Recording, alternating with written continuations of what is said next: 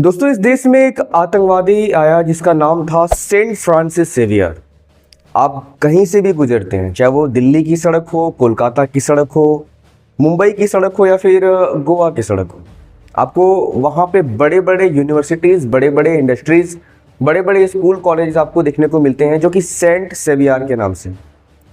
तो आखिर में सवाल ये है कि आखिर ये कौन है सेंट फ्रांसिस सेवियर। अगर आप हिस्ट्री को खोलकर उसको डिटेल में रिसर्च करेंगे तो आपको कुछ शॉकिंग देखने को मिलेगा कि सेंट फ्रांसिस सेवियर ईसाइयों का सबसे क्रूर आतंकवादी था, जो भारत आकर हिंदुओं को ईसाई बनने पर, यानी कि ईसाई धर्म में कन्वर्ट होने पर मजबूर करता था, और जो हिंदू ईसाई बनने से इनकार करता था उसकी आंखें निकाल लेता था, नेल्स निकाल लेता था और हाथ भी काट देता था।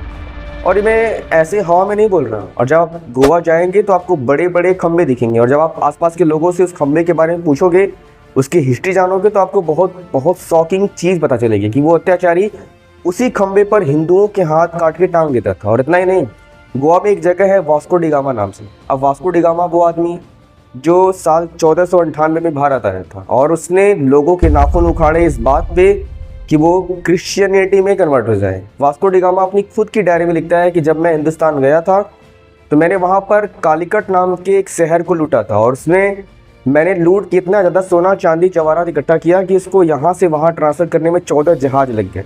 और शॉकिंग बात यह है कि उस ज़माने में एक शिप में करीब 50 से 60 मैट्रिक टन सोना आ जाता था।